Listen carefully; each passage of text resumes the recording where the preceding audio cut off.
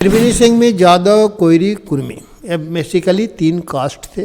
यादव एक तरफ रहा, कोयरी कुर्मी लौ कुश के नाम पर अलग हो। उत्तर प्रदेश में कोयरी नंबर 1 पर आबादी रखने वाला जात है। लौ कुश का उत्तराधिकारी की बात तो टेक्निकली जो है उत्तराधिकारी कुर्मी के बाद कहीं ना कहीं कोयरी को बनना चाहिए था। आने दिया जाए, उपेंद्र कुशवाहा को साइड कर दिया गया।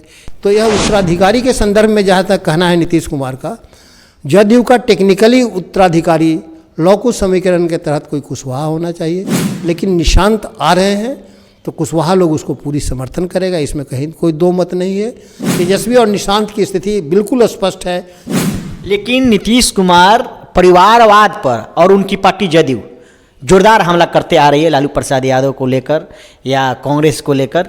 परिवारवाद पर जो कमेंट्स है, हम तो पहले ही इसका उत्तर दे दिए कि उनके वोटर परिवारवाद के समर्थक नहीं हैं, बल्कि इस बात का समर्थक है कि लालू के साथ अन्याय हुआ है, इसलिए उस परिवार के साथ न्याय करना है, इसलिए तेजस्वी का समर्थन करते हैं। परिवारवाद के कारण समर्थन नहीं करते। दोनों की छवि हम स्पष्ट कर दिए। एक का समर्थन जनता इसलिए देती है कि उसके पिता के साथ अन्याय हुआ है, तो उसको न्याय दे। उनके वोटर सभी नहीं मानते हैं ऐसा। लालू यादव के जितने वोटर हैं मानते हैं कि लालू के साथ अन्याय किया गया है, इसलिए न्याय दिलाएंगे उनके बेटा को मत दे करके। निशांत के संदर्भ में अगर राजनीतिक में आते हैं तो यह बात होगी कि वो बहुत भोले भाले हैं, सीधे हैं, इसलिए उनको हम समर्थन देंगे। अब ये दोनों कंटेस्ट है, अब देखने का संदर्भ है अपना अपना, कि एक तरफ तेज तरार आदमी वैसे हैं जो लालू जी के पीड़ित होने के कारण, विक्टिम होने के कारण प्रतिक्रिया में जनता उनको समर्थन करती है। जो लालू यादव से त्रस्त थे, उस समय भी त्रस्त थे, आज तेजस्वी से भी त्रस्त हैं और उनको वोट नहीं देंगे। जो त्रस्त थे उस समय लालू यादव से, वो आज तेजस्वी से समर्थन भी त्रस्त हैं। भले ही तेजस्वी कितना भी कह दें कि हम A to Z की पार्टी है और सब माई बाप का पार्टी है, कुछ भी कह दें, लेकिन वो साहित्यिक भाषा है। जो त्रस्त हैं वह त्रस्त हैं। जो लालू यादव के समर्थक थे वह इस बात के लिए जी जान से मेहनत करके वोट देते हैं कि लालू के साथ अन्याय हुआ है, एकदम क्लियर है। भले इसको कोई स्पष्ट नहीं बोल पाता है, हमें ये है कि हम विश्लेषण बड़ी बारीकी में जाके स्पष्ट कर देते हैं। नीतीश के बेटा अगर सत्ता में आते हैं तो उनको इस बात के लिए वोट देगा कि ये बहुत भोले भाले हैं, पढ़े लिखे भोले भाले, छल प्रपंच से दूर, तिक्रम से दूर, भगवान का नाम लेने वाला, अध्यात्म लेने वाला भोले भाले हैं, करप्शन से दूर, दुनियादारी से दूर, वह जो है भोले भाले हैं।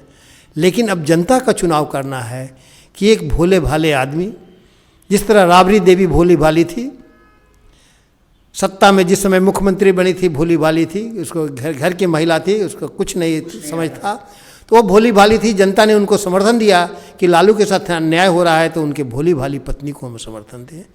आज भी जो है यह है, तो शायद नीतीश के बेटे को इसलिए लोग वोट देंगे, इसलिए समर्थन कर रहे हैं। उनके पिताजी काम किए और यह बहुत भोले हैं, ये सीधे साधे हैं, काम किए ऐसे नहीं, ये बहुत भोले भाले हैं और उसे उतना ही भोला है जितना कालिदास भोले थे।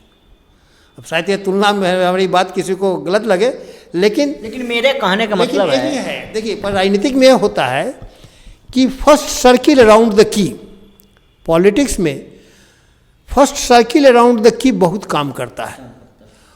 और नीतीश के जो first circle around the centre है नीतीश के राज में, वह नहीं चाहेंगे कि नीतीश का डाउनफॉल हो।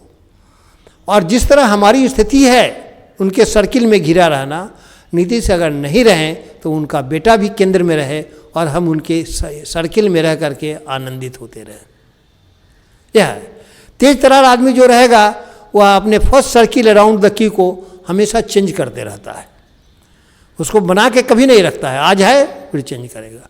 तो यह राजनीतिक के तह में यह बातें हैं, या ऐसे सही बात है कि सभी लोग निशांत को चाह रहे हैं कि तेजस्वी नीतीश के बाद उनको प्रतिस्थापित किया जाए, लेकिन जनता इस भोले भाले सादगी आदमी को, जो पढ़े लिखे हैं, इंजीनियर हैं, विद्वान है और वह व्यवहारिक ज़िंदगी जिए हैं, ऐसी बात नहीं।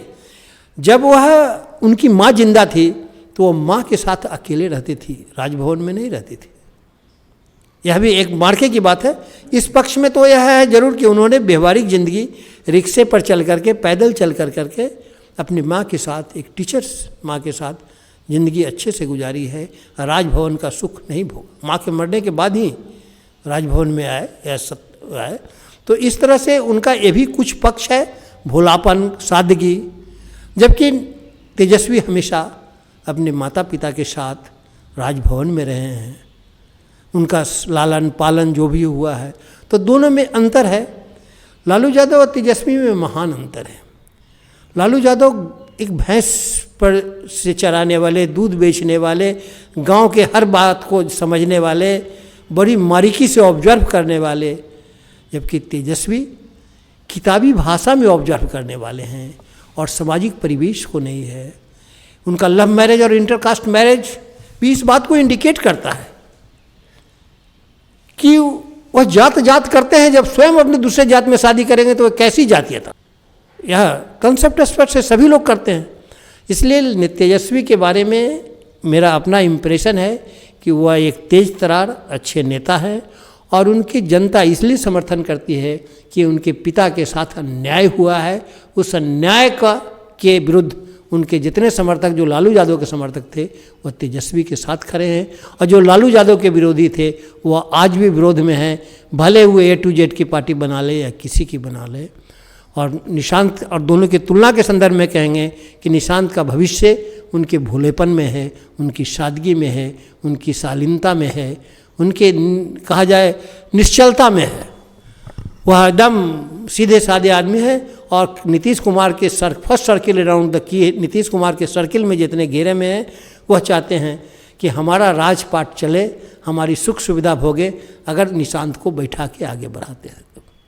अभी राजनीतिक मेरा अपना विश्लेषण यही है। तो हमें नीतीश कुमार चाहेंगे कि जिस तरह से वो प्रहार करते आ रहे हैं परिवारवाद पर, क्या अपने बेटे को लाने की मंशा? देखिए, अब जो है नीतीश कुमार जो है 73-74 वर्ष के मार्च में होने वाले हैं, और 74 वर्ष ऐसे तो जियो बाइडेन वगैरह 81 वर्ष में ही, 81-82 वर्ष, 83 ईयर्स में प्रेसिडेंट जीते थे, प्रेसिडेंट को ओथ लिए थे।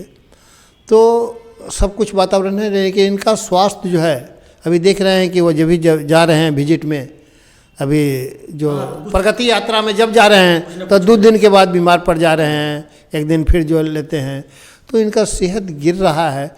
तो उनके समर्थक लोग जो हैं, उनके सर्किल में पहले लोग चाहते हैं कि उनके बेटे को लिया जाए, क्योंकि दूसरा उत्तराधिकारी कौन बने, इसमें देखिए बहुत बड़ी विवाद है। इतिहास में अगर जाइएगा तो त्रिवेणी संघ बना था। त्रिवेणी संघ में यादव, कोयरी, कुर्मी, बेसिकली 3 कास्ट थे। यादव एक तरफ रहा, कोयरी कुर्मी लौकुश के नाम पर अलग हो गया। कोयरी कुर्मी का मतलब जो है, धानुक को भी कोयरी कुर्मी का हिस्सा लोग मानते हैं, तो यह कोयरी कुर्मी धानुक कहा जाए, दूसरे तरफ रहा। इस परिप्रेक्ष्य में आप देखेंगे कि टेक्निकली जो है त्रिवेणी संघ का एक विंग शासन किया, दूसरा विंग शासन किया, तीसरा विंग अभी जो है सत्ता के निकट है, सत्तासीन नहीं है। जबकि उनकी आबादी जो है कोयरी, कुर्मी और यादव में, कोयरी की आबादी यादव के समकक्ष है, उसके आसपास है, जनगणना जो कर है, लेकिन आबादी हर गांव में है, पैरेलली है, 19-20 जो हो, तो वह जो है कहा जाए, जैसे भी कहा जाता है। आज ही हम एक इंटरव्यू दे रहे थे रामेश्वर सिंह का, जिसमें उन्होंने कहा है कि उत्तर प्रदेश में कोयरी नंबर 1 पर आबादी रखने वाला जात है और बिहार में नंबर 2 पर रहने वाला है। यादव के पैरेलल नेक्स्ट जो है कुशवाहा बिहार में है, और यादव के उत्तर प्रदेश में यादव से ऊपर, पैरेलली ऊपर कुशवाहा है। यह उनका है। ये रामेश्वर जी लगता है आज इंटरव्यू दे रहे थे किसी चैनल पर, उसी में देखे हैं। वो शायद थी जनता दल यू के नेता हैं और अभी राष्ट्रीय मोर्चा में जा रहे हैं, लोजपा कुपेंद्र कुशवाहा के साथी रहे हैं। तो उनका यह इंटरव्यू था कि जनगणना के बारे में हमको क्या है नहीं कहना है, लेकिन हमारी आबादी जो है बिहार में यादव के समकक्ष दूसरे नंबर पर है, और उत्तर प्रदेश में यादव के समकक्ष पहले नंबर पर है, 1% का इधर उधर है। तो यह परिवेश के माहौल में अगर जो कहा जाए लव कुश का उत्तराधिकारी की बात, तो टेक्निकली जो है उत्तराधिकारी कुर्मी के बाद कहीं ना कहीं कोयरी को बनना चाहिए था। लेकिन वह जो है पुत्र की बात है, ठीक है, उनका बेटा आ रहा है, आने दिया जाए, उपेंद्र कुशवाहा को साइड कर दिया गया। इसी कंसेप्ट पर आपको बता रहे हैं कि सम्राट चौधरी को बीजेपी ने त्रिवेणी संघ के कंसेप्ट पर ही बीजेपी का जो उप मुख्यमंत्री बनाया गया, अध्यक्ष बनाया गया, जो है इसी कंसेप्ट पर कि एक बहुल आबादी वाला कास्ट कुशवाहा, कहीं ना कहीं जादव का राज हो गया, कुर्मी का राज हो गया, कोयरी को हमारे नेतृत्व में रहे और वोट को खसीटने की कोशिश करें।